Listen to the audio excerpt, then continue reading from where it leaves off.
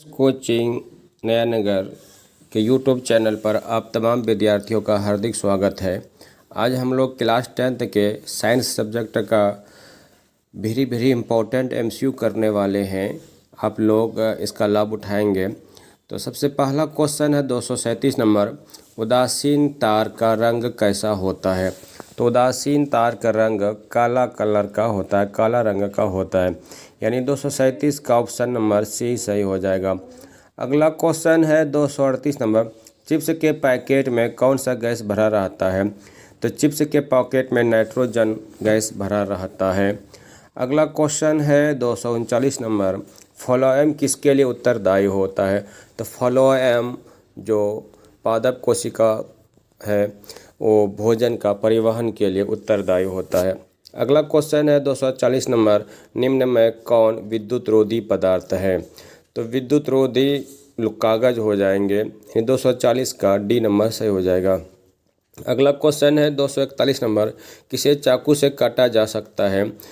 तो निम्नलिखित जो धातु है वो सोडियम और लिथियम धातु को चाकू से काटा जा सकता है क्योंकि ये बहुत ज़्यादा मुलायम होते हैं। अगला क्वेश्चन है 242 नंबर में, अमीबा किसके द्वारा अपना भोजन अंतर्ग्रहण करता है। तो कूटपाद के द्वारा अमीबा अपना भोजन को अंतर्ग्रहण करता है। तो 242 का ए नंबर सही हो जाएगा। अगला क्वेश्चन है 243 नंबर, परमाणु के नाभिक में उपस्थित होते हैं। तो परमाणु के नाभिक में प्रोटॉन और न्यूट्रॉन उपस्थित होते हैं। अगला क्वेश्चन है 244 नंबर, कह रहा है कि निम्न में से कौन सबसे अधिक विद्युत ऋणात्मक तत्व है। तो बी नंबर सही हो जाएगा। अगला है 245 नंबर, मछलियाँ किस अंग से शोषण करती हैं। तो मछलियाँ जो शोषण करती है वो गिल्स के माध्यम से शोषण करती है, यानी 245 का डी नंबर सही हो जाएगा। अगला क्वेश्चन है 246 नंबर, विद्युत बल्ब में कौन सा गैस भरा रहता है। तो विद्युत बल्ब में निष्क्रिय गैस भरा रहता है। 246 का ए नंबर सही हो जाएगा।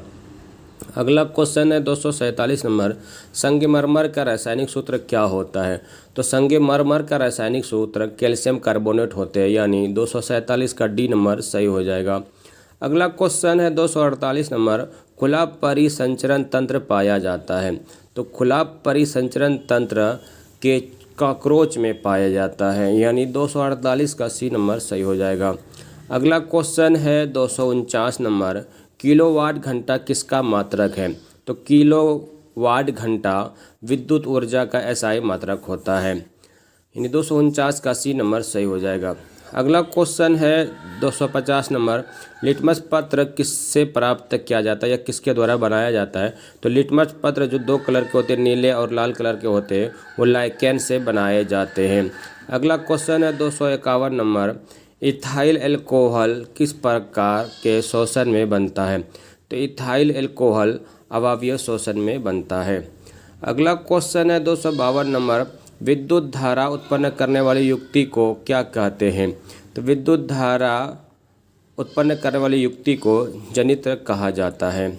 अगला क्वेश्चन है 253 नंबर, pH स्केल पर अगर किसी विलयन का मान 0 से 7 के बीच होता है तो वो होगा अम्लीय प्रकृति के, यानी 253 का ए नंबर सही हो जाएगा। अगला क्वेश्चन है 254 नंबर, 254 नंबर में कह रहा है फूल में नर प्रजनन अंग होता है। तो फूल में जो नर प्रजनन अंग होते हैं वह पुंकेसर कहलाते हैं, यानी 254 का ए नंबर सही हो जाएगा। अगला क्वेश्चन है 255 नंबर, ओम के नियम में किसका मान अचर होता है। तो ओम के नियम में ताप का मान अचर होता है, यानी 255 का बी नंबर सही हो जाएगा। अगला क्वेश्चन है 256 नंबर, कौन नीले लिटमस पत्र को लाल कर देता है। तो अम्ल नीले लिटमस पत्र को लाल कर देता है, 256 का ए नंबर सही हो जाएगा। अगला क्वेश्चन है 257 नंबर, वृक्क के संरचनात्मक एवं क्रियात्मक इकाई को क्या कहते हैं। तो वृक्क के संरचनात्मक एवं क्रियात्मक इकाई को नेफ्रॉन कहा जाता है, यानी 257 का डी नंबर सही हो जाएगा। अगला क्वेश्चन है 258 नंबर, पुतली को नियंत्रित कौन करता है। तो पुतली को आइरिस नियंत्रित करता है, यानी 258 का बी नंबर सही हो जाएगा। अगला क्वेश्चन है 259 नंबर, अम्लीय वर्षा का pH मान कितना होता है? तो अम्लीय वर्षा का पीएच मान 5.6 होता है। 259 का सी नंबर सही हो जाएगा। अगला है 260 नंबर, करें लार में कौन सा एंजाइम पाया जाता है? तो लार में टाइलिन एंजाइम पाया जाता है। 260 का सी नंबर सही हो जाएगा। अगला क्वेश्चन है 261 नंबर, स्पष्ट देखने की न्यूनतम दूरी कितनी होती है? तो स्पष्ट किसी वस्तु को स्पष्ट देखने का जो न्यूनतम दूरी होती है वो 25 सेंटीमीटर होती है। 261 का बी नंबर सही हो जाएगा। अगला क्वेश्चन है 262 नंबर, लाल चींटी में कौन सा अम्ल पाया जाता है? लाल चींटी का या मधुमक्खी कहे या किसी और चींटी के बारे में कहें तो उसमें फॉर्मिक अम्ल पाया जाता है। यानी 262 का ए नंबर सही हो जाएगा। अगला है 263 नंबर, करें कि पित्त कहाँ से निकलता है? तो पित्त यकृत से यानी लीवर से निकलता है। यानी 263 का बी नंबर सही हो जाएगा। अगला क्वेश्चन है 264 नंबर, जब एक ही वस्तु कई जगहों पर दिखाई पड़े तो नेत्र का कौन सा दोष होता है? तो अबिंदुकता का दोष होता है। यानी 264 का सी नंबर सही हो जाएगा। अगला क्वेश्चन है 526 नंबर, कह रहा है खाने का सोडा का रासायनिक नाम क्या होता है? तो खाने का सोडा का रासायनिक नाम सोडियम बाइकार्बोनेट होते हैं। अगला क्वेश्चन है 266 नंबर, रक्त किसके कारण से लाल दिखाई देता है? तो रक्त हेमोग्लोबिन के कारण लाल दिखाई देता है। यानी 266 का ए नंबर सही हो जाएगा। अगला क्वेश्चन है 267 नंबर, निकट दृष्टि दोष को दूर करने के लिए किस लेंस का उपयोग किया जाता है? तो अवतल लेंस का उपयोग किया जाता है। बी नंबर सही हो जाएगा।